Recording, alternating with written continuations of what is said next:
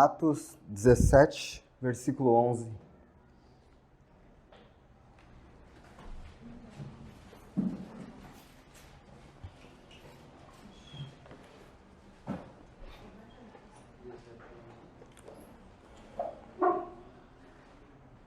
Atos 17, versículo 11. Ora, estes de Bereia eram muito mais nobres que os de Tessalônica, pois receberam a palavra com toda a avidez, examinando as Escrituras todos os dias, para ver se as coisas eram de fato assim. Ora, estes de Bereia eram mais nobres que os de Tessalônica, pois receberam a palavra com toda a avidez, examinando as Escrituras todos os dias, para ver se as coisas eram de fato assim. Senhor, mais uma vez te agradecemos, mais uma vez nos prostramos ante a Ti. Não há outro motivo para estarmos aqui, Senhor, a não ser para ouvir Tua voz. Tua voz no Teu santo e inspirado livro, soprado pelo Espírito Santo, entregue a nós. Ó Senhor, dá-nos um coração aberto para ouvir. Que a Tua palavra faça exatamente aquilo que ela foi preparada para fazer. Edificar o Teu povo, consolar e exortar o Teu povo. Nos ajude esta noite. Supera, Senhor, a minha fraqueza e a minha incapacidade de transmitir a palavra aos irmãos, dando-me graça para fazer isso. E ajuda meus irmãos a estarem concentrados. Em nome de Jesus. Amém.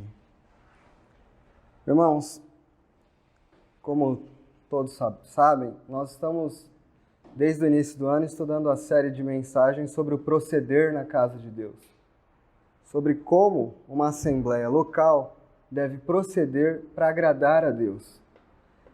Na última reunião, nós falamos sobre a palavra de Deus, sobre sua excelência e sua suficiência.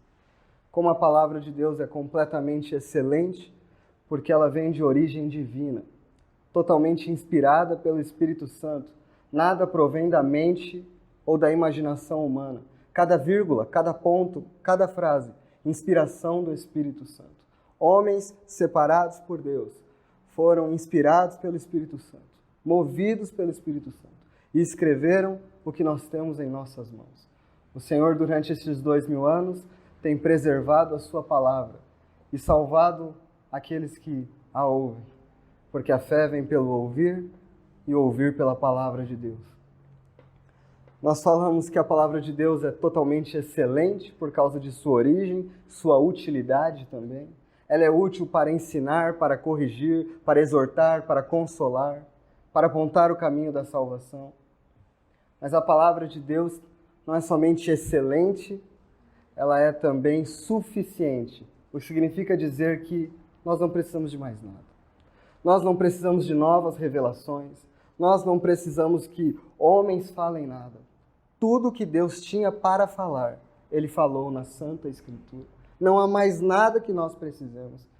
Que segurança para nós, irmãos. Se nós queremos conhecer a Deus, se nós queremos conhecer a vontade de Deus, seu santo livro nos revela tudo o que nós precisamos saber.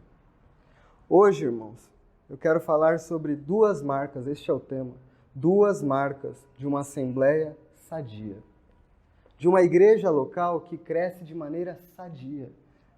E estas duas marcas nós encontraremos na vida destes bereanos, no texto que nós lemos aqui. Vamos voltar ao texto.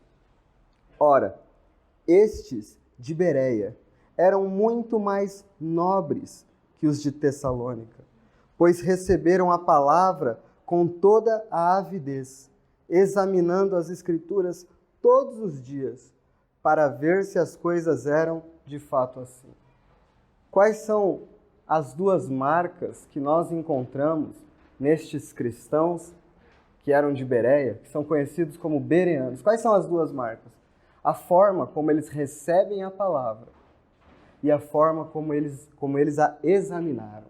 O texto diz que eles receberam a palavra com toda avidez, com um anseio forte, com grande interesse pela palavra.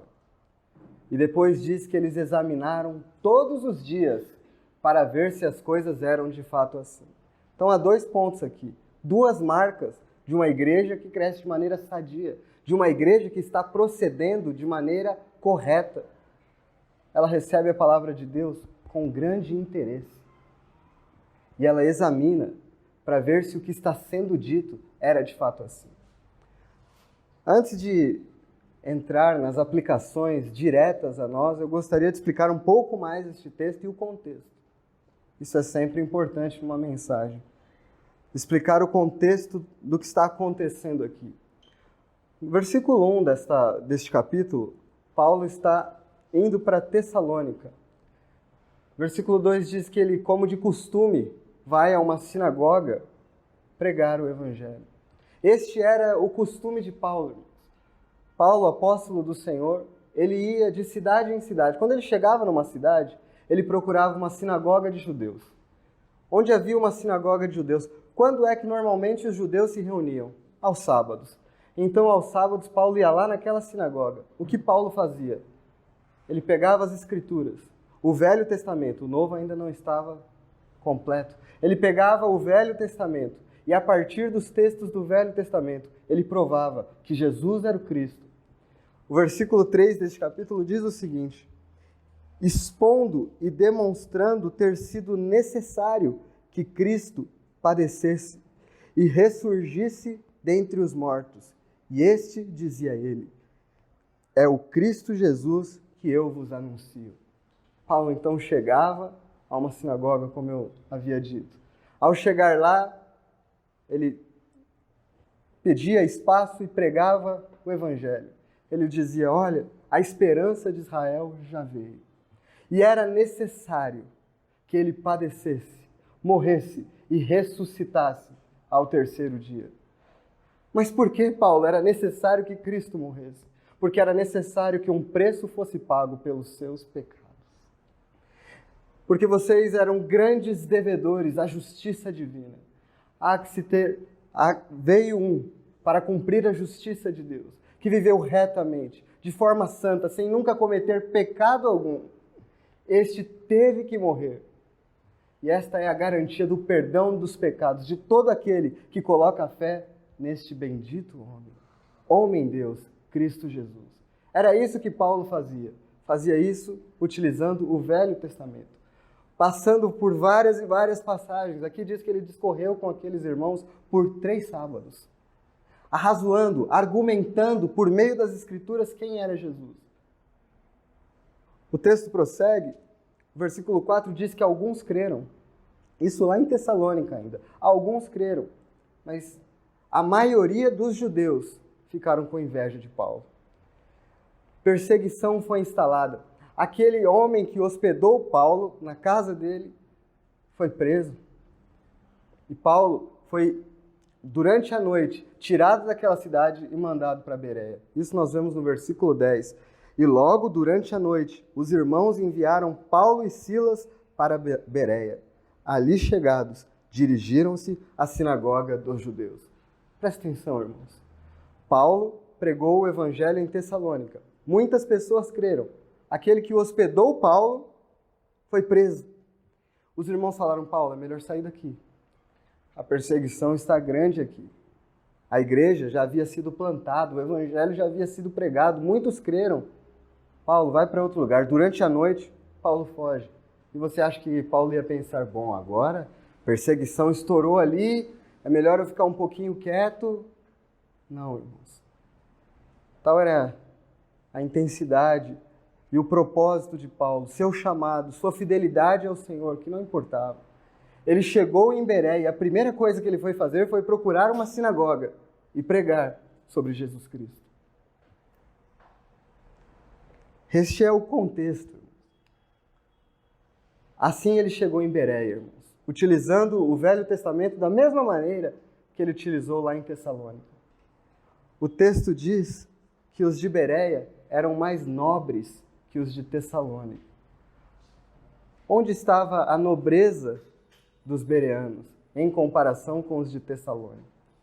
Aqui está fazendo clara referência aos judeus, porque os judeus lá tiveram inveja de Paulo e não aceitaram.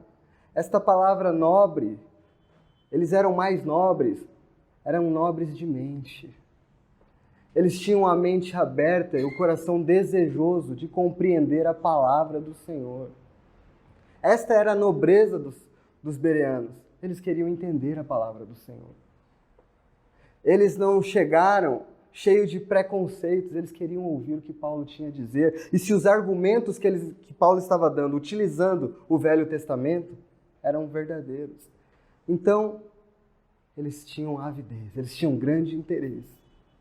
Agora, eles tinham algo que no nosso dia... Aliás, essas duas coisas nos nossos dias estão em falta.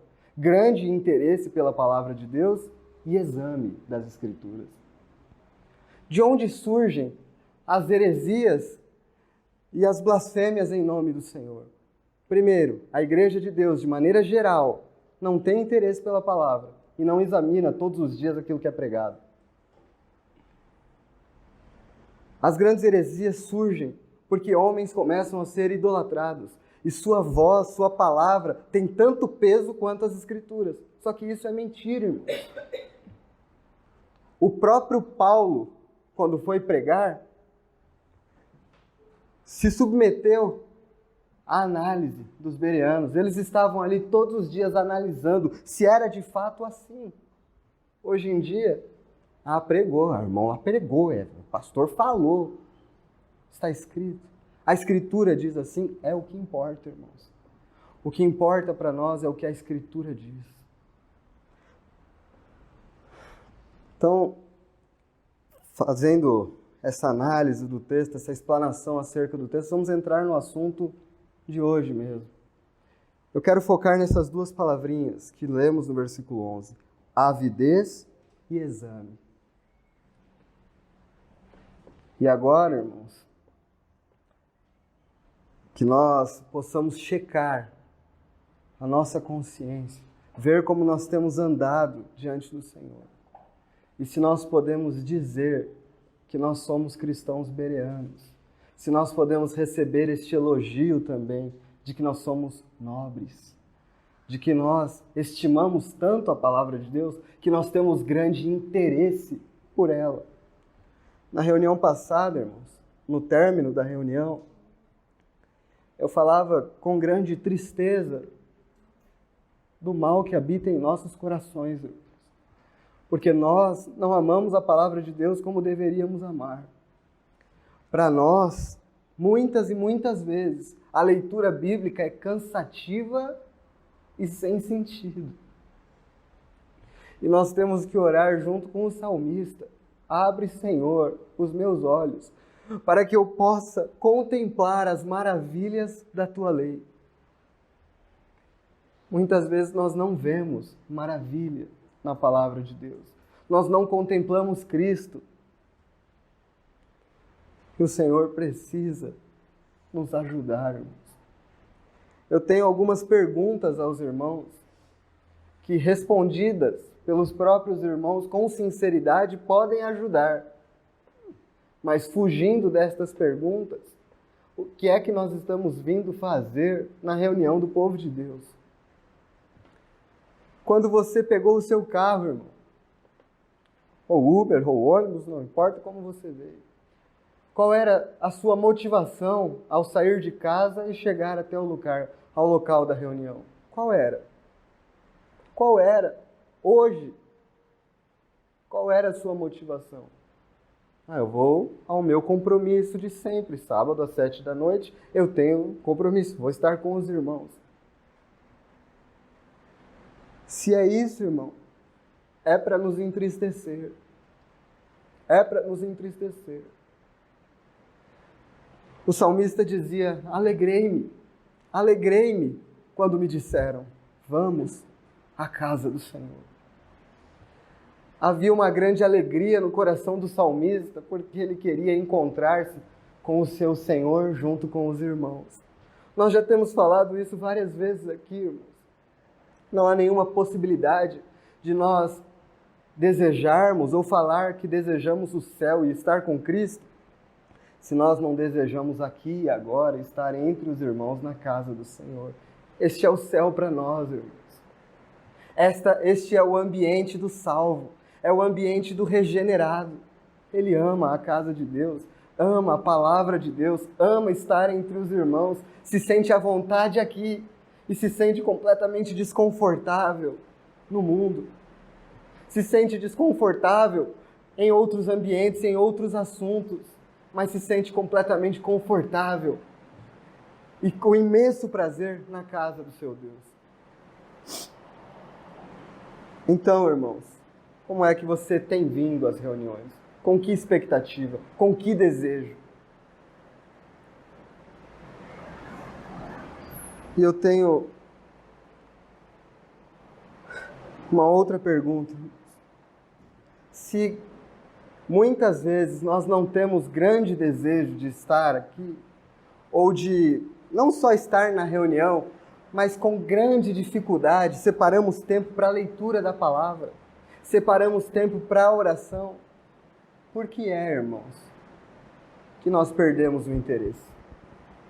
Por que, irmãos, nós perdemos o interesse na palavra? Por que nós perdemos o interesse no reunir? Não, irmão, mas eu não falto. Vocês sabem do que eu estou falando. Estou falando do aspecto do teu coração, da tua entrega, da tua consagração. Por que, irmãos? É possível nós perdermos o interesse para nossa grande vergonha e tristeza, irmãos. Porque Cristo é totalmente amável. Ele é completamente desejável. Ele é um grande Salvador. Nós estamos sempre, quando abrimos a palavra, diante da carta de amor do Senhor, diante de seu coração exposto a nós. E nós temos que assumir. Quantas vezes nós pegamos o livro santo, lemos, hoje eu li, tá ótimo. Cumpri, mas não nos encontramos com o nosso amado.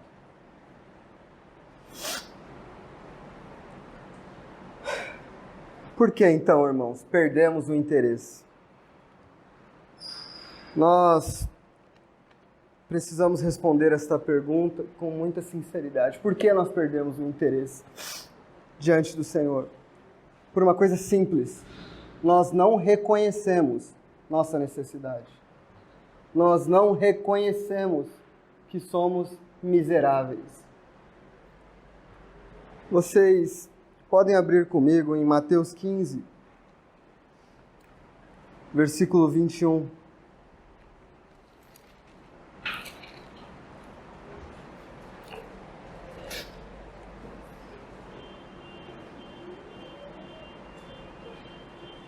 Vamos ler esta passagem até o verso 28. Diz assim: partindo Jesus dali, retirou-se para os lados de Tiro e Sidom. E eis que uma mulher cananeia, que viera daquelas regiões, clamava: Senhor, filho de Davi, tem compaixão de mim. Minha filha está horrivelmente endemoniada. Ele, porém, não lhe respondeu palavra. E os seus discípulos, aproximando-se, rogaram-lhe: despede-a, pois vem clamando atrás de nós. Mas Jesus respondeu: não fui enviado, senão as ovelhas perdidas da casa de Israel. Ela, porém, veio e o adorou, dizendo: Senhor, socorre-me. Então ele respondeu, dizendo: não é bom tomar o pão dos filhos e lançá-lo aos cachorrinhos. Ela, contudo, replicou: sim, Senhor, porém os cachorrinhos comem das migalhas que caem da mesa dos seus donos. Então lhe disse Jesus: ó mulher, grande é a tua fé, faça-se contigo como queres. E desde aquele momento, sua filha ficou sã. Irmão, qual é a relação deste texto que lemos com o que você está falando? Nós estamos diante de uma mulher que reconhece sua necessidade e que ela é uma miserável. E veja, irmãos, este é o caminho da graça Quando a graça de Deus toca em um coração, o homem conhece sua miséria e sua necessidade. E nós precisamos de constantes atos da graça sobre nossa vida, para nos mantermos rendidos aos pés do Senhor, para nos mantermos desejosos de ouvir a palavra do Senhor. Então esta mulher tem um grande problema em sua casa e ela vem atrás do Senhor. Filho de Davi, tem compaixão de mim, tem misericórdia. Minha filha está terrivelmente endemoniada. Tem misericórdia de mim, Senhor. O Senhor diz, olha, eu não vim para outros, eu vim para as ovelhas perdidas da casa de Israel. Poxa, Senhor, tu está sendo tão duro com esta mulher, ela está clamando. O Senhor diz, ela adorou, porém, o Senhor dizendo, socorre-me. Então ele respondendo disse, não é bom tomar o pão dos filhos e lançá-lo aos cachorrinhos. Ô irmão, aí o Senhor falou, eu não posso tirar os pães dos filhos que eu vim para socorrer para dar para cachorrinhos. O Senhor a chamou de um cachorrinho. E você acha que ela achou ruim? Ela disse, Senhor, até os cães comem das migalhas que caem das mesas de seus donos. O Senhor disse, eu nunca vi tamanha fé. Nunca vi. Irmãos, a fé é um dom de Deus. E é uma operação milagrosa da graça. Por isso, o homem que reconhece sua miséria e necessidade só pode ter sido tocado pela graça de Deus. E então, ela diz, para mim, miserável, qualquer migalha que cair da tua mesa me serve. Por que nós perdemos o interesse pela palavra de Deus? Porque nós achamos que somos autossuficientes. Porque nós achamos que não precisamos do Senhor. Agora, quando nós nos sentimos os mais miseráveis, os mais desprezíveis, qualquer migalha que caia da mesa do Senhor já nos alimenta e nos enche de alegria. Nós precisamos ser como esta mulher. Só que, diferente do que acontecia com esta mulher, neste episódio, o Senhor nos chamou para se assentar em sua própria mesa e nos dar de suas delícias. Como bom pastor, nos levar aos seus pastos verdejantes e nos dar alimento. Ó, irmãos, vamos a mais um verso, em Provérbios 27. Versículo 7. Estamos respondendo, irmãos, a pergunta sobre o porquê nós perdemos o interesse na palavra de Deus. Por que nós não somos como os bereanos? Por que nós não temos grande interesse? Por que nós não temos avidez? E Provérbios 27, versículo 7, responde essa questão. Diz, a alma farta pisa o favo de mel, mas a alma faminta, todo amargo é doce. Irmãos, se nós estivermos fartos, cheios, nós vamos desprezar a palavra do Senhor. Agora, se nós estivermos famintos, cheios de fome e sedentos, nós vamos nos agarrar a esta palavra. Irmão, como é que nós podemos ficar fartos? Como é que a nossa alma pode ficar farta? De muitas maneiras. Você pode ficar farto pelos seus prazeres, coisas que você gosta, e você tem enchido sua mente, coisas lícitas ou ilícitas que você gosta, tem enchido sua mente e isso tem te dado prazer. Então você está farto. Você acha que não precisa mais de Cristo. Você está farto. Pode ser com o seu trabalho, com suas realizações pessoais, com os seus sonhos, com sua família, com o que for. Você está farto. Você está tranquilo com as coisas como estão acontecendo na sua vida. E você não tem estado desesperado, faminto. Mas você também pode estar farto e enchendo a sua alma de uma fartura ilícita e pecaminosa. E isso tem te distanciado da palavra do Senhor. Satanás tem te enganado, porque é isso que o pecado faz. O pecado nos promete e nos dá prazer imediato. É mentira dizermos que o pecado não nos dá prazer, porque se ele não nos desse prazer, não seria atrativo, não seria para nós uma tentação. Mas o pecado nos dá prazer. E quando nos enredamos no pecado, automaticamente perderemos o prazer pela palavra de Deus. Mas a alma faminta, até o amargo é doce. Mas o que reconhece a sua miséria, até as migalhas que caem da mesa do seu dono, lhes são úteis. A palavra do Senhor torna-se doce ao paladar.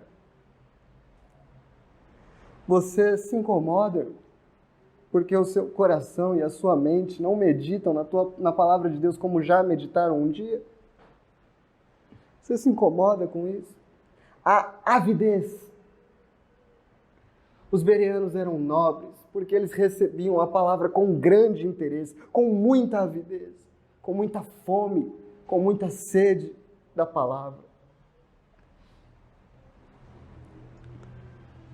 Você já imaginou, você está passando numa rua e você encontra um morador de rua, um mendigo, que está há 2, 3 dias sem comer. Você lhe oferece uma refeição, você imagina que ele negaria? Ele diz, não, eu não quero.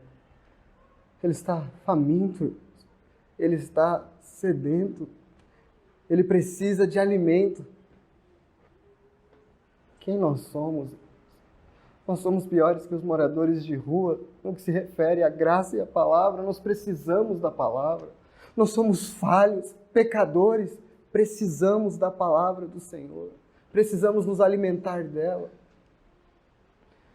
Mas quando estamos cheios de nós mesmos, então é oferecido a nós e nós negamos. O fato de sermos mendigos não muda, irmãos. Nós somos pecadores, nós somos carentes da palavra do Senhor, da graça do Senhor. Eu mesmo, em alguns casos, já vi mendigos recusarem comida. Eles já estavam fartos. Assim acontece muitas vezes entre os filhos de Deus. Eles recusam a palavra. Eles recusam se alimentar, porque dizem já estar fartos, mas estão enganados. Ó, irmãos, nosso Senhor é tão gracioso. Tão gracioso. Você já deve ter experimentado isso em sua vida. Momentos em que seu amor por Ele se esfria tanto. Se esfria tanto. Você lembra que você deveria orar, que você deveria meditar nas Escrituras. Mas isso para você é tão pesaroso, é tão cansativo, é tão... E você vai passando os dias, vai passando os dias, vai passando os dias e vai deixando de lado. Com isso, você vai se afundando em pecados na mente. Seus olhos vão ficando cada vez mais maus, desejando coisas que não deveria desejar, pensando coisas que não deveria pensar, falando coisas que não deveria falar, agindo de maneiras que não deveria agir, porque a palavra foi perdendo espaço dentro de você. E é como que se o Senhor fosse se ausentando. Mas em um determinado momento, pela ação maravilhosa da graça, Ele nos chama de volta. Ele nos faz nos arrepender. Ele nos renova. Quantas vezes nós precisamos disso, irmãos? Nós precisamos ser renovados pelo Senhor, no amor pela sua palavra. Lá em Apocalipse 2, é dito da igreja de Éfeso. O Senhor tem muitos elogios àquela igreja. Ele começa dizendo, conheço as tuas obras. Eu sei do zelo que vocês têm. Vocês provaram aqueles que diziam ser apóstolos, mas eram mentirosos. Vocês viram que eles não eram apóstolos, mas eu tenho uma coisa contra vocês. Vocês abandonaram o seu primeiro amor. Vocês não me amam mais como já me amaram. Vocês já não têm mais avidez pela palavra. Você pode não ter deixado de reunir. Pode até não ter deixado de ler a Escritura. Mas seus olhos estão nas letras, sua mente está nas nuvens e seu coração está congelado. Que tragédia! Que tragédia! Que tragédia para nós. Nossa alma seca. E nós perdemos de vista Nosso Senhor. Oh, irmãos, é verdade, irmãos. Tudo aqui é futilidade, irmãos. Mas as coisas nos chamam a atenção. Tudo aqui é fútil e passageiro. Tudo aqui é fútil e passageiro. Mas nos chamam a atenção. Nos atraem e nós vamos perdendo Nosso Senhor de vista. Que Ele tenha misericórdia de nós. Cure a nossa infidelidade. Cure a nossa cegueira. Cure.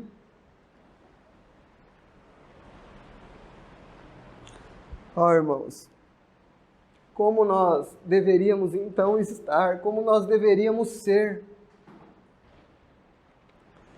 como uma assembleia sadia deveria ser.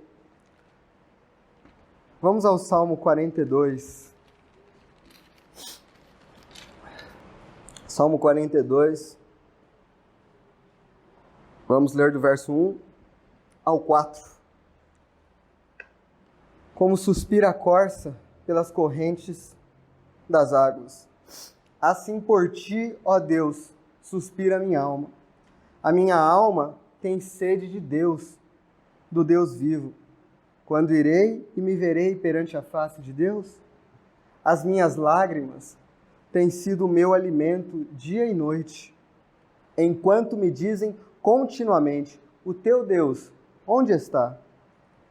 Lembro-me destas coisas, e dentro de mim se me derrama a alma, de como passava eu com a multidão do povo e os guiava em procissão à casa de Deus, entre os gritos de alegria e louvor, multidão em festa. Só até aí, irmãos. Aqui o salmista, irmãos, diz sobre um forte anseio da sua alma por Deus. E ele compara isso a uma corça. Mas o versículo 4 é importante para nós entendermos o que está acontecendo com este salmista. Ele está exilado, porque ele diz, lembro-me destas coisas. Ele não está mais podendo fazer estas coisas. Ele não está mais podendo, como diz o Salmo, guiar em procissão a casa de Deus uma multidão aos gritos e alegria. Ele está impedido de fazer estas coisas. E por causa disso, ele tem grande angústia e agonia. Ele está impedido disso. E ele começa dizendo que ele suspira como a corça pelas correntes das águas. Como que a corça suspira pela corrente das águas? Como que uma corça suspira pela corrente das águas? A gente lê o texto e vai lendo. É importante a gente entender isso. Corça, um animal que vive no deserto também. E só para os irmãos entenderem, fazendo um comparativo. Os irmãos sabem que camelos também ficam no deserto.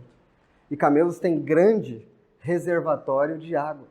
Eles bebem água e ficam com um grande reservatório de água e podem passar dias no deserto, por causa de seu grande reservatório. As corças têm em média 95 centímetros, 1,30 m. Elas são animais pequenos, não possuem grande gordura, então, quando elas estão neste deserto, tudo que elas bebem de água se vai muito rápido e seu corpo não tem como mantê-las. Mas o Senhor providenciou a estes animais um olfato apurado e eles conseguem sentir o cheiro das águas a quilômetros de distância. E enquanto eles estão ali agoniando e sentindo o cheiro das águas à distância, berrando e gritando, eles vão aos encontros das águas, correndo, ansiando, e o salmista diz, como a corça suspira pelas águas, assim suspira por ti a minha alma. como aquele animal que não tem um grande reservatório e que precisa constantemente de água. E é dito também que as corças não bebem água em qualquer lugar, elas só bebem água limpa, água pura. Elas só bebem de uma fonte. E o salmista se compara a uma corça, porque o cristão deve ser este que não tem grande reservatório. Sabe, irmãos? O maná que a gente pega de manhã, no outro dia não serve. Ele apodrece. Então nós precisamos sempre renovar nossa alimentação da palavra. Sempre. Nosso reservatório é muito pequeno. Precisamos. E nós, então, quando ele continua dizendo, assim por ti, ó Deus, suspira a minha alma. A minha alma tem sede de Deus. A minha alma não tem sede de coisas. A minha alma não tem sede de conseguir, conquista, nada. A minha alma tem sede do próprio Deus, de encontrá-lo, de vê-lo. É assim que nós deveríamos ser, irmãos. É assim que nós deveríamos anelar e ansiar por encontrar com o Senhor. É bonito, irmãos, ouvirmos sobre a corça e como o Senhor preparou para ela um olfato capaz de descobrir até lençóis de água freáticos e ir atrás deles. Mas que nós também possamos ter a mesma avidez que a corça tem em busca das águas, em buscar ao Senhor. E como é que nós buscamos ao Senhor? Não inventaram outra coisa. É aqui, neste santo livro, que nós encontramos o Senhor. Não busquem em outro lugar. Não busquem outras fontes. Como a corça só pode beber de água pura, os filhos de Deus só podem se alimentar do verdadeiro e puro leite espiritual, da palavra. Eles não podem se alimentar de nada mais. O versículo 3 diz, as minhas lágrimas têm sido o meu alimento dia e noite, enquanto me dizem continuamente, o teu Deus onde está? Olha, irmãos, na verdade é uma bem-aventurança quando um cristão chega às lágrimas por entender que está longe de seu Senhor, que sua fome está diminuída, que sua sede diminuiu. E chegar às lágrimas, o Senhor diz em Isaías 66, eis o homem para quem eu olharei, o abatido de espírito e que treme da minha palavra, aquele que está abatido, que reconhece sua miséria. Bem-aventurados os pobres de espírito, pobreza, reconhece a sua miséria, reconhece que precisa do Senhor e se lança em busca dele. Não desprezarás, ó Deus, um coração contrito e quebrantado. Mas, Senhor, eu não tenho um coração contrito. Eu não choro pela minha situação. Eu sou um homem ingrato. Eu não amo a Tua palavra. Irmãos, confesse isso de verdade ao Senhor e peça para que Ele quebrante seu coração. Peça para que Ele mostre, desvende, tire a cegueira e mostre as maravilhas da lei. Nós queremos ser uma assembleia que cresce saudavelmente, que honra ao Senhor, que é um testemunho do Senhor, palavra que nós gostamos de usar, ser um testemunho do Senhor. Então nós temos que ter avidez pela palavra. Avidez pela palavra. Há cristãos, irmãos, que não pode ver um grupinho de irmãos conversando sobre a palavra que dá meia volta. Não, assunto espiritual chato. Ô, irmão. Às vezes é até necessário ver se realmente nasceu de novo. É necessário ver.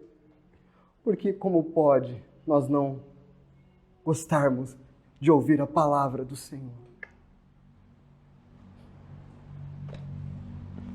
Nós devemos, sabedores da nossa necessidade, nós não podemos perder reunião do povo de Deus. Nós não podemos perder contato com a palavra de Deus. E sabedores que nós temos essa capacidade de esfriar, de deixar de lado.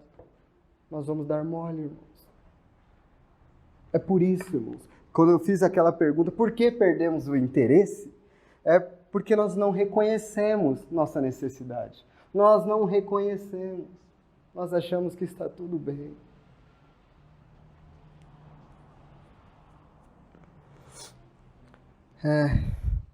Vocês já ouviram que o melhor tempero é fome? Quando você tem fome, a comida é boa. Aí às vezes fala, não, mas eu já não estou mais aguentando, né? As coisas estão muito monótonas, as reuniões repetitivas, sempre do mesmo jeito, aquela coisa toda. Aí, peraí, mas tá a mesma coisa. Há um irmão falando a palavra, nós orando. O que é que mudou de fato? Para que naquele tempo era bom e você saía cheio e agora não. Mudou foi a fome. Você já comeu num lugar, meu Deus, que comida deliciosa. Aí você foi a outra vez, nossa, mas não estava igual, alguma coisa mudou. O que mudou foi a sua fome. Na primeira vez que você foi, você estava cheio de fome. E aí estava uma delícia. A alma farta pisa o favo de mel. Mas para a alma faminta, até o amargo é doce. Dá-me tua palavra, Senhor. Eu preciso da tua palavra. Dá-me tua direção. Não ardia o nosso coração quando pelo caminho ele nos expunha as Escrituras? Faz arder meu coração pela exposição da tua palavra. O que é uma igreja sadia? Que tem interesse pela palavra, não tem interesse pelos moveres. Ela não tem interesse pelas... precisa fazer um negócio aqui para animar os jovens. Fazer um culto para animar os jovens. Fazer isso, aquilo. Fazer um culto diferente. Para! Avidez pela palavra. Uma assembleia que procede corretamente, uma igreja local que procede corretamente, a palavra de Deus é central. E o povo se reúne para ouvir com grande interesse. Não é, hoje a gente... Eu já ouvi tantas coisas aqui. Ô, irmão, sabe que o que eu mais gosto é da parte do louvor. Depois que acaba, para mim o culto já perdeu a graça toda. O que eu gosto mesmo, eu me sinto à vontade, é na adoração, né? Porque é isso que eu gosto, é a adoração. No céu a gente vai fazer isso, a gente vai adorar. É isso que eu gosto. Não gosto muito de parar, de sentar e ouvir a palavra do Senhor. É mesmo, irmão. Você não gosta da palavra do Senhor, mas você gosta de adorar. Vós adorais aquele a quem não conheceis. O Senhor disse para aquela mulher em João 4. Aqueles que não amam a palavra, mas dizem que gostam de adorar, adoram aqueles que não conhecem. Nós só conhecemos ao Senhor na palavra. Não há outra forma. Tenhamos avidez. Eu vou para o segundo ponto, sobre o exame das Escrituras, mas seja honesto contigo, irmãos, para não perdermos esta parte da avidez, e ore ao Senhor. Essa deve ser a sua e a minha oração constante. Senhor, não permita que meu coração se esfrie. E se meu coração já tem se esfriado, restaura-me, Senhor. Renova-me. Dá-me de novo interesse pela tua palavra. Vamos voltar ao texto que é a base de hoje, Atos 17, 11. Eu já estou concluindo, irmãos.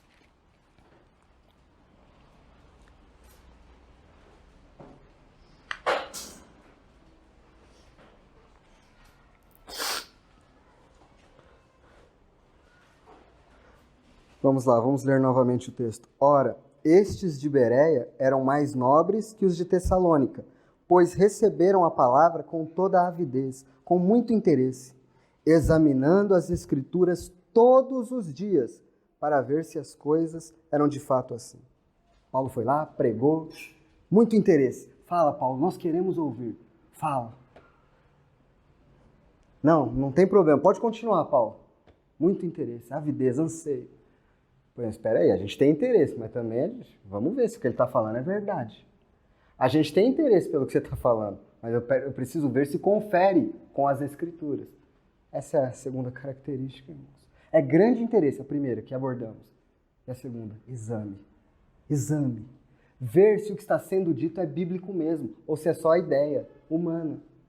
Ah, irmãos, se a igreja começa a fazer isso, acaba tudo que tem na TV. Tudo que tem na TV acaba. Todas essas blasfêmias feitas em nome do nosso Senhor acabam.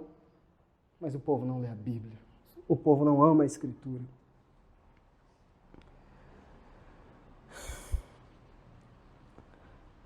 Mas existe um sofisma, um paradigma, uma coisa que é preciso ser quebrada com relação ao exame das Escrituras. Há quem diga que a fé cristã tem que deixar de lado um pouco a mente, né? Então, um culto que é abençoado é aquele que eu me senti bem. Não, hoje a reunião não foi boa, não.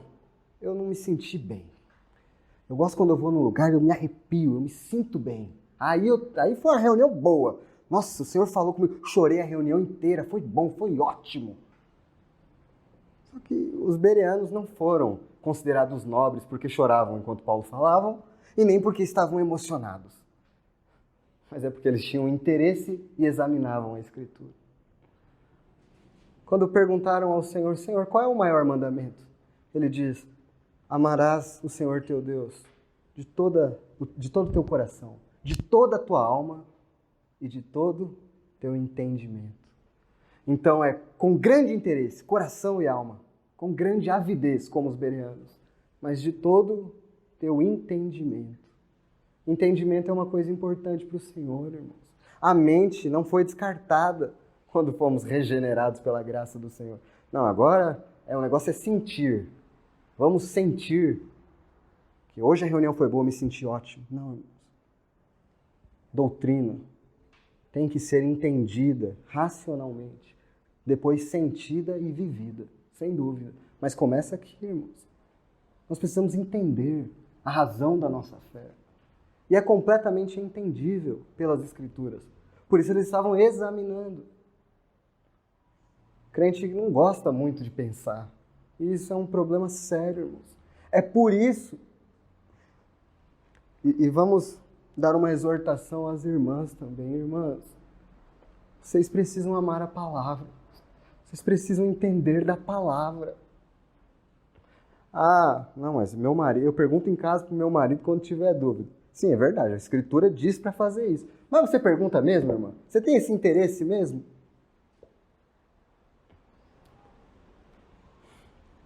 É triste numa assembleia onde as irmãs não têm conhecimento da palavra. É triste. Elas não se edificam. As irmãs precisam disso também.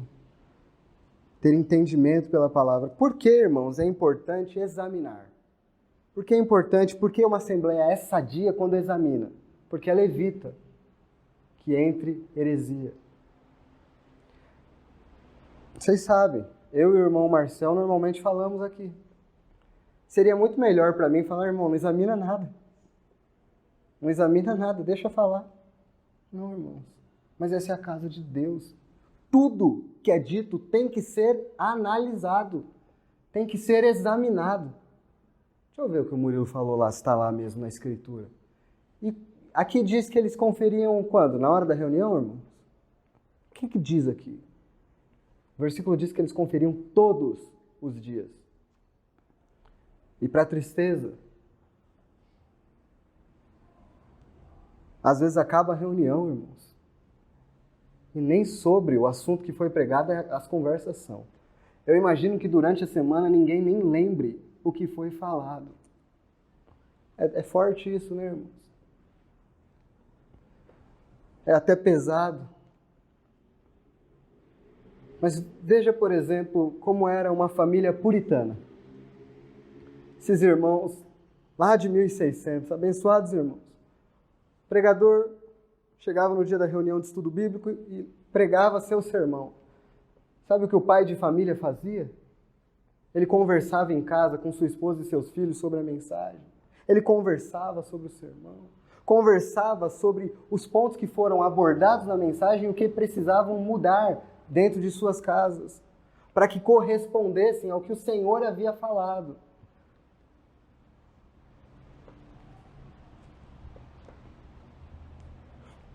Então nós não podemos dizer que nós temos avidez, grande interesse e examinamos as Escrituras, se quando acaba a reunião nós nem sequer pensamos mais no que está sendo falado. Às vezes nós ficamos um ano estudando um assunto. E aí depois ninguém sabe nada sobre aquele assunto. Mas por que isso acontece? É a prova de que não há interesse, não há avidez e nem exame. E isso é triste. 1 Coríntios 14, versículo 29 diz assim: falem 2 ou 3 profetas no máximo, e os demais julguem. Qual é a função da Assembleia ao receber a palavra? Ouvir com avidez e julgar, examinar. É sempre o conselho das Escrituras. Agora, vamos encerrando, irmãos. Lá em 2 João, lá no finalzinho da Bíblia, 2 João,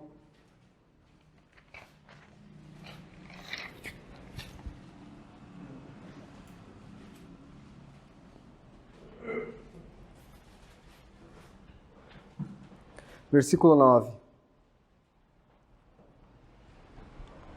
Diz assim: todo aquele que ultrapassa a doutrina de Cristo e nela não permanece, não tem Deus. O que permanece na doutrina, este tem tanto o Pai como o Filho. Se alguém vem ter convosco e não traz esta doutrina, não o recebais em casa, nem lhe deis boas-vindas, porquanto aquele que dá boas-vindas faz-se cúmplice das suas obras más. Por que é importante examinar, conhecer as Escrituras?